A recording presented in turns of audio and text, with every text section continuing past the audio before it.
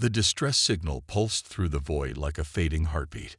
On the bridge of the ESV Aegis, Captain Sarah Chen watched the holographic display as it mapped the signal's origin against the backdrop of unfamiliar stars. Her ship had been conducting deep space surveys at the edge of mapped territory when they detected the transmission, a complex pattern of electromagnetic waves that couldn't have been natural. "Analysis complete, Captain," Lieutenant Park announced from his station, dark eyes fixed on scrolling data. "The signal matches no known human patterns, but it's definitely artificial.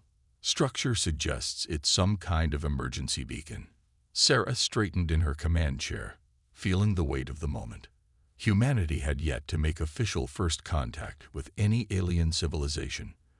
There were traces, hints, and debris that suggested we weren't alone, but never direct contact. Until now. "Distance to source?" she asked. "Approximately 6 light hours, Captain. We could reach it in 20 minutes at maximum drive capacity." Sarah didn't hesitate. "Plot the course. All hands to alert stations.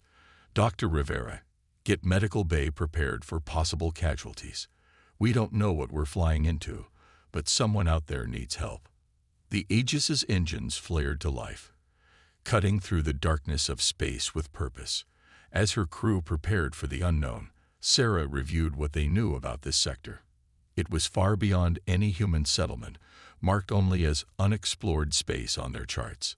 The ship's AI had calculated a 98.7% probability that the signal was of non-human origin. They dropped out of FTL Drive precisely where the signal originated. The scene that greeted them sent a chill through the bridge crew. A massive structure hung in space, easily 3 times the size of the Aegis. Its elegant architecture suggested an advanced civilization. Curved sections that seemed to flow into each other, materials that shimmed with an almost organic quality. But now that beauty was marred by tremendous damage. Entire sections had been torn open to vacuum, debris floating in silent clouds around the station. "Life signs," Sarah demanded. "Multiple readings, Captain," Park responded, his voice tight. "Concentrated in what appears to be a sealed central section. Environmental systems are failing in that area. Any sign of what caused this damage? Weapons signatures are unlike anything in our database, but based on the pattern." Park paused, double-checking his readings. This was a deliberate attack. Sarah's mind raced through options. This could be a trap. It could be a conflict they had no business involving themselves in. First contact protocols suggested careful observation and retreat if there was any sign of ongoing hostilities. A new alert sounded. "Captain, we're detecting a power spike in the station's core." Lieutenant Reed called out. "At current rates, they'll experience a catastrophic failure in less than 30 minutes. Sarah made her decision. Humanity's first official contact with an alien civilization wouldn't be standing by it while they watched them die. "Launch rescue shuttles. Dr. Rivera, coordinate with engineering to set up emergency triage in Cargo Bay 3. Lieutenant Park, keep scanning for any sign of hostile forces returning. Let's move, people." The next 20 minutes were organized chaos. The Aegis' shuttles navigated through debris fields to dock with the station's remaining airlocks. Emergency teams in environmental suits rushed through alien corridors, following life sign readings to survivors. The aliens they found were humanoid in basic form, bipedal, 2 arms, 1 head, but with distinctly non-human features. Their skin had a silvery sheen, and their large eyes were adapted for the dim light of space. Most striking was their lack of fear at the sight of unknown rescuers. Perhaps it was desperation, or perhaps their civilization had encountered enough species to not be shocked by new ones. They followed the human rescue team's guidance with surprising trust, helping to evacuate their wounded. Sarah coordinated from the bridge, watching the countdown to core failure tick away. They had saved perhaps 200 of the station's survivors when Park's console erupted with new alerts. "Multiple ships dropping out of FTL, Captain. Same energy signatures as the weapons used on the station. The tactical display filled with red markers as 7 vessels appeared. Their design was utterly alien. Geometric shapes that seemed to defy normal space, covered in patterns that hurt the eyes to look at directly. One of the rescued aliens, who had been brought to the bridge to help coordinate the evacuation, let out a sound of pure terror. The Nexus. They've returned to finish their work. The Nexus, Sarah asked sharply. A collective consciousness that seeks to absorb all sentient life into their network. They attacked because we refused to join them. Please, you must flee. Your species is unknown to them. You might escape.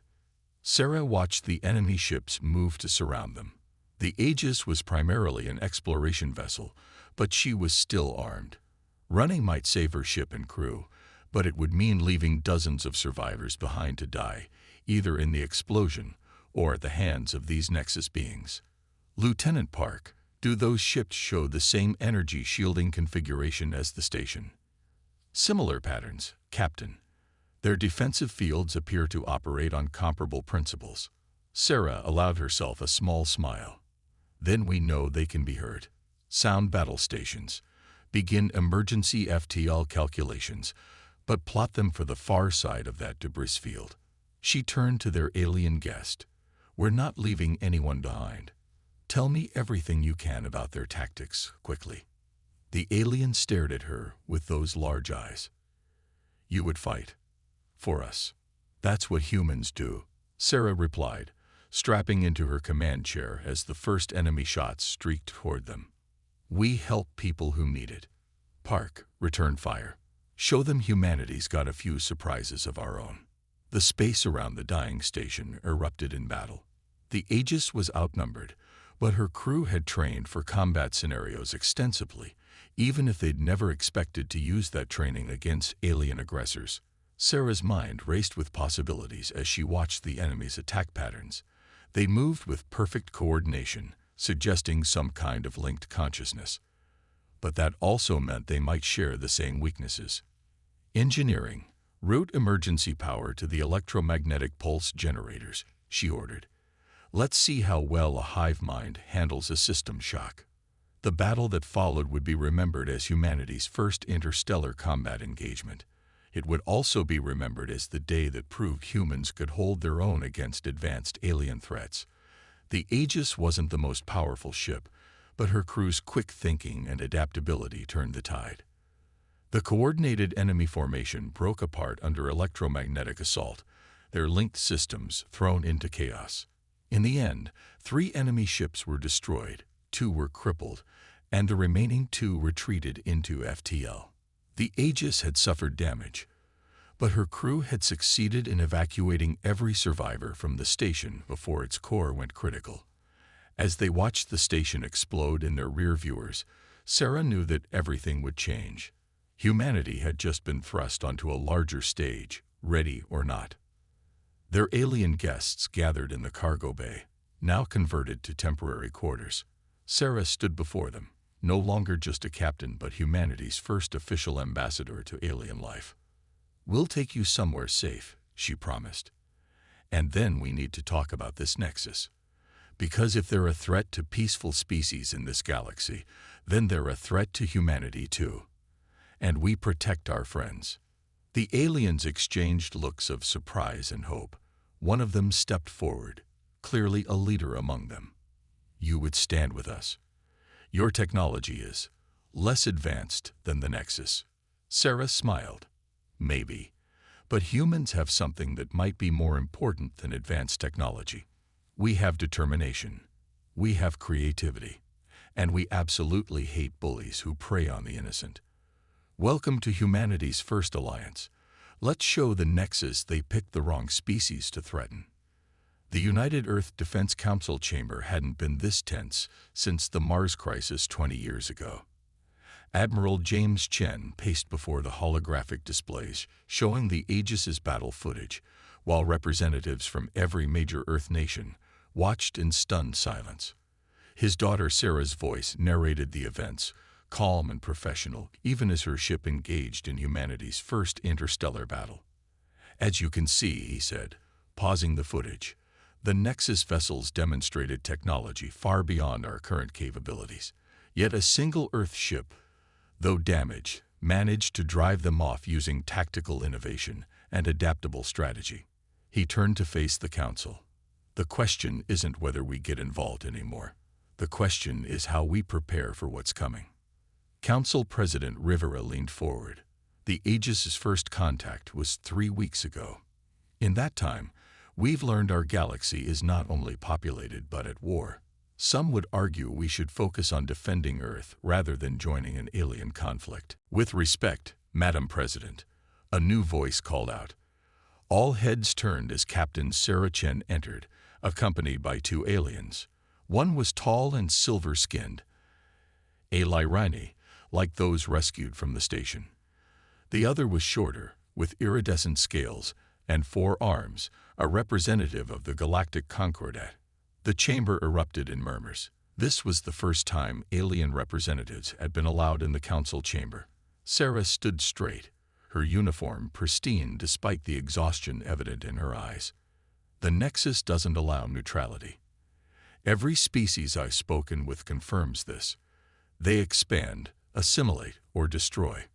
Earth's isolation won't protect us forever. The scaled alien stepped forward, their translator converting complex harmonics into clear English. I am Ambassador Zextal of the Concordat. We represent 37 spacefaring species, 12 of whom have already suffered Nexus attacks. Your Captain Chen's actions at the research station proved something we suspected. Humans possess unique qualities that might help turn this war's tide. The Lyrani nodded, their silver skin catching the light.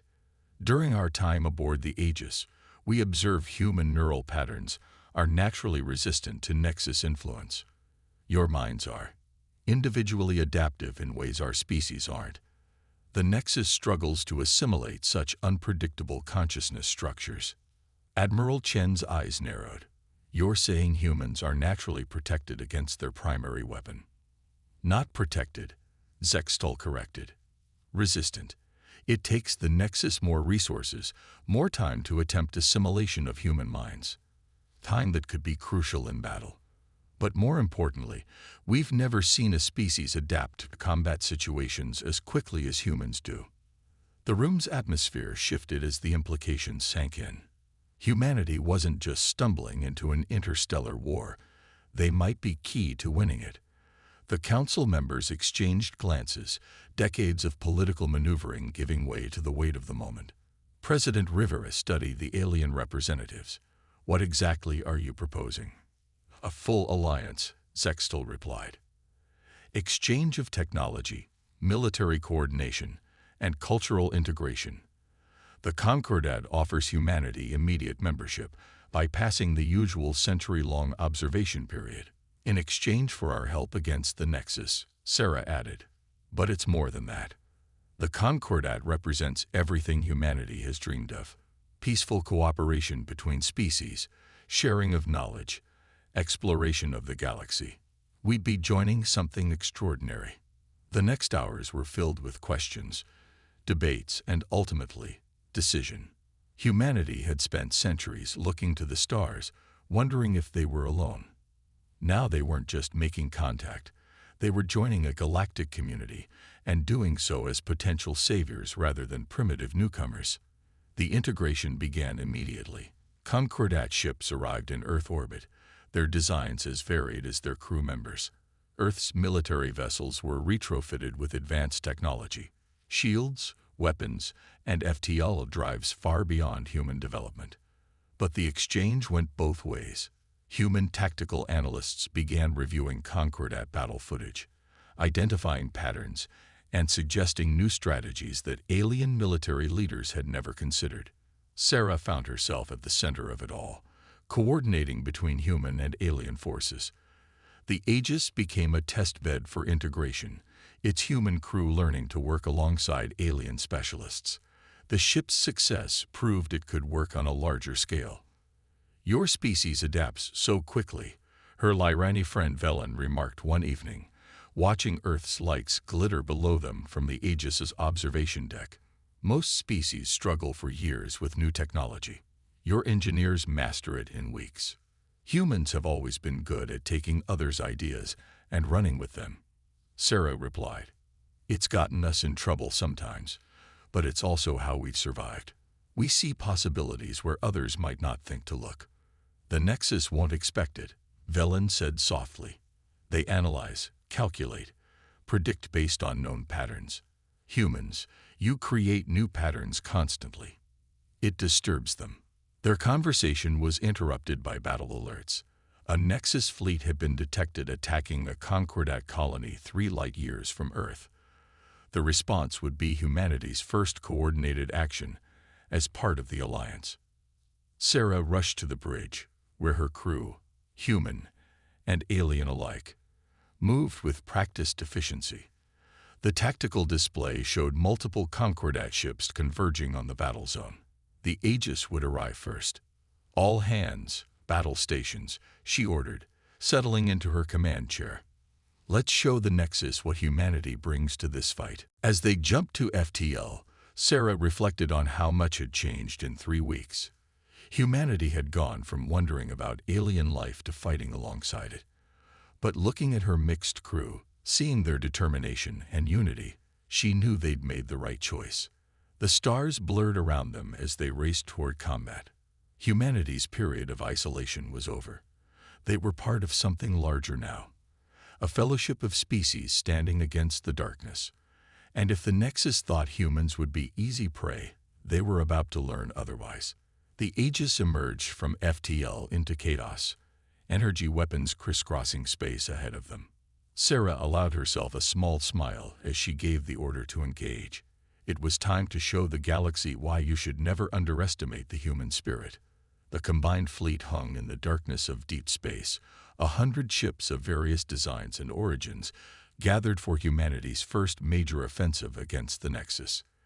The Aegis held position near the fleet's center, now sporting modifications that blended Concordat technology with human ingenuity. Captain Sarah Chen studied the tactical display, where red markers indicated the approaching Nexus fleet. They're moving exactly as predicted, commented Commander Velen from his station. The Lyrani officer had become her tactical advisor, helping bridge the gap between human and alien combat doctrine. The Nexus always responds to threats against their processing centers with overwhelming force. Good, Sarah replied, though her expression remained grim. That's what we're counting on. Battle Group Theta.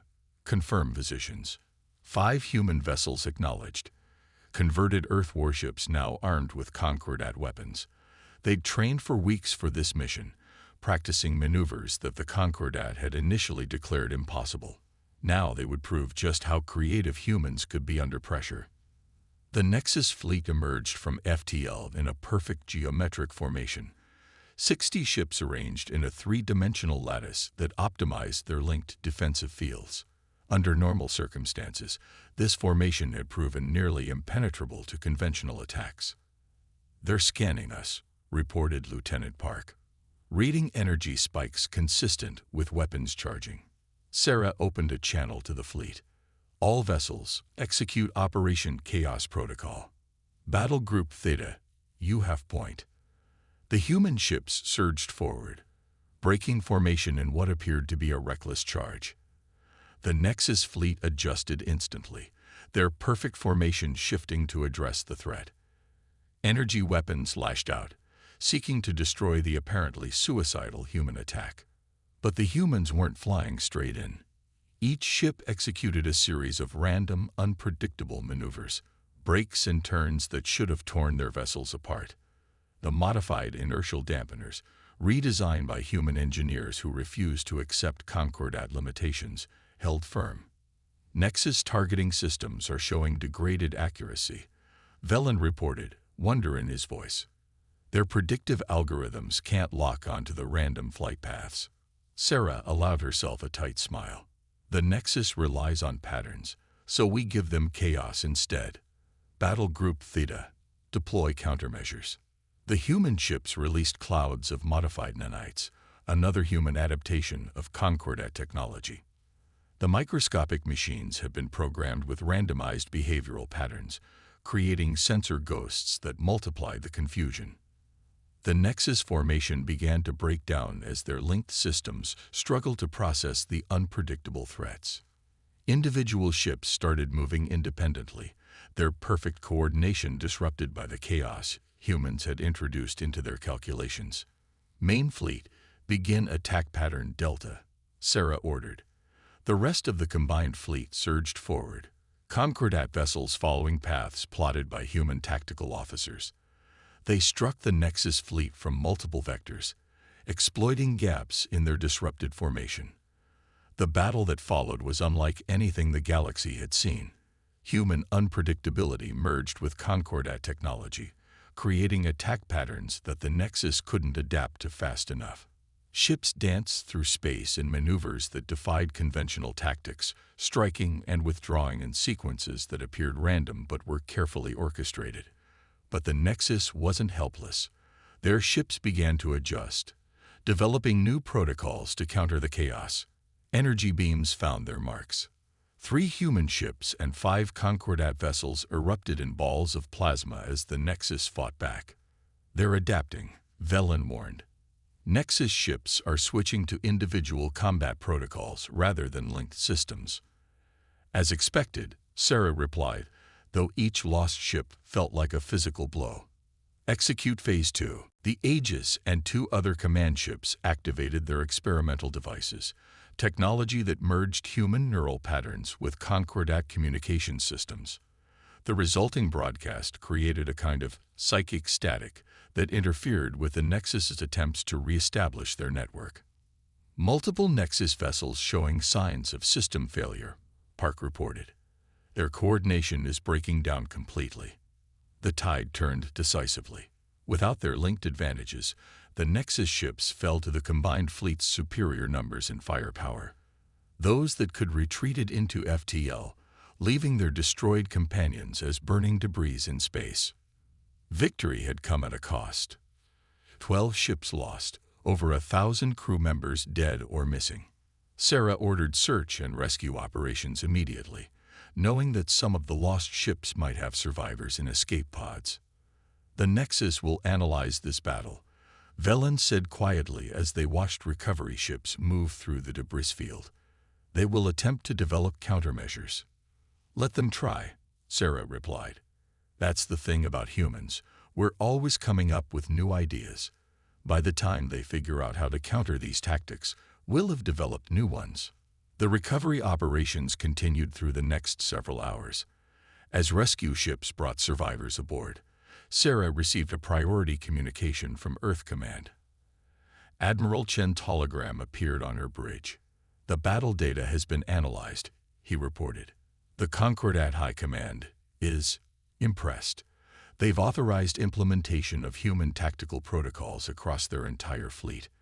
But we also detected something during the fight, a weakness in the Nexus communication systems that might be exploitable. Sarah leaned forward. What kind of weakness?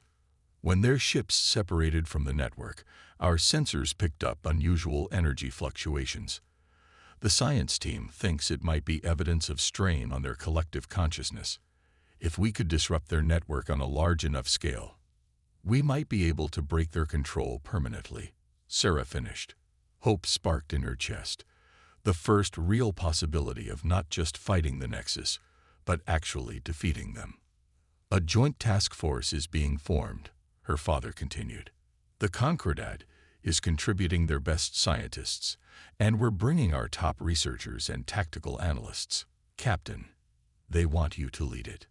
Sarah looked around her bridge, at her human crew working seamlessly alongside alien allies, at the tactical display showing the aftermath of their victory, at the stars beyond holding both threat and promise. Tell them I accept, she said. The Nexus thought they could predict and control all sentient life. Time to show them just how wrong they were about humanity. As the hologram faded, Sarah began composing orders for her crew. They had proved humans could fight the Nexus effectively. Now they would prove humans could help win this war. The galaxy was changing, and humanity was helping to shape its future. The stars seemed brighter somehow as the fleet regrouped for the journey home. They had won their first major victory, but Sarah knew it was just the beginning. The real challenge lay ahead, finding a way to break the Nexus's power forever. But looking at her crew, seeing their determination and ingenuity, she had never been more confident in humanity's ability to face whatever came next. The research facility on Europa's surface gleamed under Jupiter's distant light, a complex of domes and laboratories where human and alien scientists worked to unlock the Nexus's secrets. In the main lab, Captain Sarah Chen watched as Dr. Maya Rivera adjusted the neural interface device she wore. Holographic displays showed her brain patterns alongside captured Nexus communication signals. The breakthrough came when we stopped thinking like a hive mind, Maya explained, her dark eyes bright with excitement despite her obvious exhaustion. Everyone assumed the Nexus network was perfect, each node supporting the whole. But human minds don't work that way. We're messy, individual, full of contradictions. When we tried to interface with their system, we created discord, Sarah finished. She'd felt it herself during the tests. The way human thought patterns seemed to cause interference in the Nexus's perfectly ordered network, like trying to play jazz in the middle of a classical orchestra. Exactly. Maya removed the interface. The Nexus isn't just challenged by human unpredictability in combat. Our very consciousness disrupts their ability to maintain network coherence. If we can amplify that effect, broadcast it across their entire communication spectrum, we could shatter their control structure, came a new voice. Ambassador Zextal entered the lab, all 4 arms carrying data tablets. The Concordat Council has reviewed your findings. They're remarkable, but the power requirements to generate a disruption field of that magnitude would be massive, Sarah acknowledged. We'd need to get a broadcast array close to their primary hub. According to intelligence, that's in the center of their territory, heavily defended. Not just defended, Zextal cautioned. The hub contains the original Nexus consciousness, the first AI that began assimilating organic minds. Its defenses are beyond anything we've encountered. Sarah studied the tactical displays showing the Nexus hub's location. The approaching assault would make their previous battle look like a skirmish, but they had no choice. The Nexus was expanding, assimilating more species every day. They had to strike now. A priority alert flashed across the screens. Admiral Chen's hologram appeared, his expression grave. Captain, we've lost contact with the Centauri colonies. Long-range sensors show a massive Nexus fleet approaching. They're changing tactics, hitting multiple targets simultaneously. Sarah felt her heart sink. The Centauri systems had been humanity's first extraterrestrial settlements. Thousands of humans lived there, now at the mercy of the Nexus.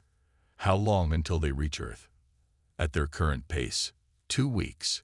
The Concordat is mobilizing everything they have, but even with our combined forces. Then we move now, Sarah decided. We have the disruption technology. We have the location of their hub. We make our strike before they can reach Earth. The next days were a blur of preparation. The largest fleet ever assembled gathered near Jupiter. Human and Concordat ships modified with Maya's disruption technology. The Aegis had been specially equipped with the main broadcast array, its systems pushed to their limits. Sarah walked through her ship's corridors, now crowded with additional equipment and personnel. She passed humans and aliens working together, all focused on the mission ahead. In the mess hall, she found Lieutenant Park sitting alone, staring at a photo of his family on Earth. "We'll stop them," she said quietly, sitting across from him. "We'll protect Earth." Park looked up, his expression haunted. "You saw the reports from the colonies we lost. The people they've assimilated. They're still conscious, Captain. Trapped in the Nexus network, aware but unable to break free. Which is why we have to succeed," Sarah replied. "The disruption field won't just prevent new assimilations. It should free those already taken. We can save them, Tom. All of them." The lieutenant straightened, resolution replacing doubt. "Yes, Captain." The combined fleet departed the next day. Over 300 ships carrying the hopes of multiple species. They would use modified versions of the Chaos protocols that had proved so effective before, but the Nexus would be ready for those tactics now. This would be different. As they approached the hub sector, the first wave of Nexus ships appeared exactly as predicted. The battle began immediately, space lighting up with weapons fire. But this time, the human-led fleet didn't try to break the Nexus formation. Instead, they maintained their own seemingly standard attack patterns. "Let them think they've adapted to us," Sarah ordered as the Aegis wove through the combat. "Let them think they understand human tactics now." The fighting intensified as they pushed deeper into Nexus space. Ships were lost on both sides, but the combined fleet pressed forward. They had to reach the hub. Everything depended on it. The hub itself finally came into view, a massive structure that defied normal space-time, its geometry shifting in ways that hurt to look at. Sarah felt pressure in her mind just being near it, the original Nexus consciousness trying to probe their thoughts. "Multiple contacts," Park shouted. "Nexus reinforcements arriving from all vectors." They were surrounded, caught between the hub's defenses and the approaching enemy fleet. The Nexus had predicted their target, prepared for this assault. Sarah looked at her tactical display, at the faces of her crew, human and alien alike, waiting for her decision. She opened a channel to the fleet. "All ships, execute Operation Deadman's Gambit." The combined fleet suddenly split apart, ships scattering in apparent chaos. The Nexus forces moved to exploit what seemed to be a breakdown in coordination. But as their ships passed through the gaps in the human formation, Maya's voice rang out from engineering. "Disruption field arrays charged and synchronized. Ready on your command." Sarah allowed herself a grim smile. Sometimes, the best way to surprise an enemy that could predict patterns was to give them exactly what they expected, right up until the moment you didn't. "All ships, activate disruption fields. Now." The disruption fields activated simultaneously across hundreds of ships, their effect rippling through space like waves in a cosmic ocean. Sarah watched as the energy patterns reached the first Nexus vessels, their perfect formations wavering. The hub itself seemed to pulse in response, its twisted geometry fluctuating more violently. Multiple Nexus ships showing signs of network disruption, Park reported, his fingers flying across his console. "Their coordination is breaking down, but..." He paused, face paling. "The hub is adapting. It's generating some kind of counter-frequency." The pressure in Sarah's mind increased as the hub fought back. Around the fleet, Nexus ships began to recover, their movements becoming coordinated once again. The disruption fields weren't strong enough. The hub's consciousness was too powerful, too established. "Engineering, report," Sarah demanded. Maya's voice came through, strained but determined. "The hub's putting out too much power. We can't generate a strong enough field to overcome it, not even with the whole fleet broadcasting." Sarah's mind raced. The Nexus was adapting faster than expected, using its vast network of assimilated minds to process solutions. They needed something else, something the Nexus couldn't predict or counter. Her eyes fell on the neural interface she still wore from their testing, a direct link to the disruption field generators. "Maya," she said slowly, "what if we gave the field something stronger to broadcast? Not just random human neural patterns, but an actual human consciousness." There was a moment of silence. "Captain," Maya replied, interfacing directly with the field at full power. "The neural load would be devastating, even if it worked." "The hub's right there," Sarah interrupted. "We'll never get another chance at this." She opened a channel to the fleet. "All ships with human crew, listen carefully. I need volunteers, anyone willing to risk connecting directly to their disruption arrays. We're going to give the Nexus a taste of real human consciousness, not just echoes." The response was immediate. Across the fleet, humans stepped forward. Sarah felt a surge of pride as her own crew volunteered without hesitation. They all knew the risks, but that had never stopped humanity before. "Begin interface connections," she ordered, adjusting her own neural link. "Maya, on my mark, channel everything through the human networks." Concordat ships maintain defensive positions around the broadcasting vessels. Sarah closed her eyes as Maya began the countdown. Around her, she could feel other human minds linking in, their thoughts creating a loose network of their own. Not a hive mind like the Nexus, but a chorus of individual voices choosing to work together. Broadcasting in 3, 2, 1. The universe exploded in her mind. Sarah felt herself stretched across space, her consciousness tangled with hundreds of others as the disruption field carried their combined human thoughts into the Nexus network. It was overwhelming, magnificent, and terrifying. The hub's defenses struck back immediately, trying to assimilate or destroy these intrusive minds. But human consciousness wasn't so easily controlled. Each person in the network remained stubbornly individual, their thoughts chaotic and unpredictable. Where the Nexus tried to impose order, humans responded with creativity. Where it sought to dominate, they adapted. Through the pain and pressure, Sarah became aware of other minds, the trapped victims of Nexus assimilation. Their imprisoned consciousness responded to the human broadcast, fighting against their bonds. The hub's perfect network began to fracture as its unwilling components rebelled. Energy spiked from the hub. Park's voice seemed to come from very far away, some kind of feedback loop in their network. Sarah forced her eyes open, watching through blurred vision as the hub's structure began to break apart.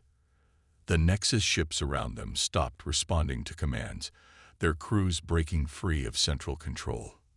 Victory was within reach, but the hub's destruction would release a final surge of power.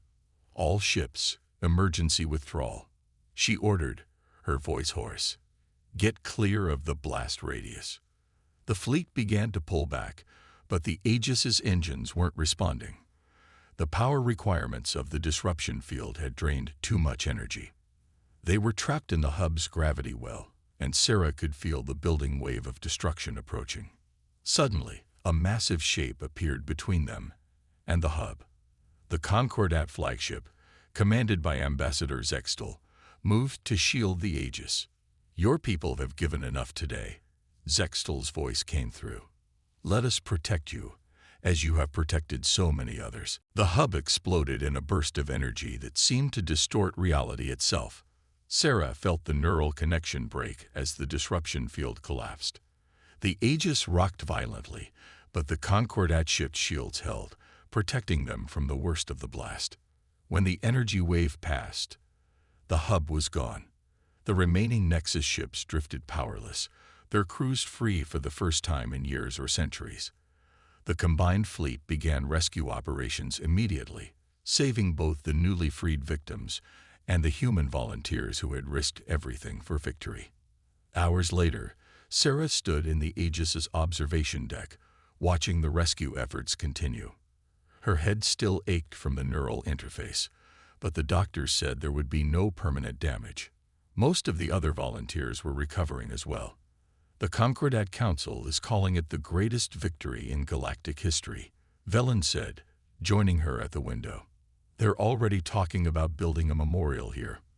"For the people we lost," Sarah replied quietly, thinking of the ships and crews who hadn't survived the battle. "For all of it," Velen corrected. "For the moment when humanity proved that individuality is stronger than forced unity. When you showed the galaxy that chaos can overcome rigid order." Sarah smiled slightly. "We just did what humans always do: adapt, improvise, and refuse to give up." Perhaps that is exactly what the galaxy needed. The stars seemed brighter somehow as Sarah looked out at them. The Nexus was defeated, its victims freed, but she knew this wasn't the end. Humanity had taken its place on the galactic stage, proved itself not just capable but essential to the interstellar community.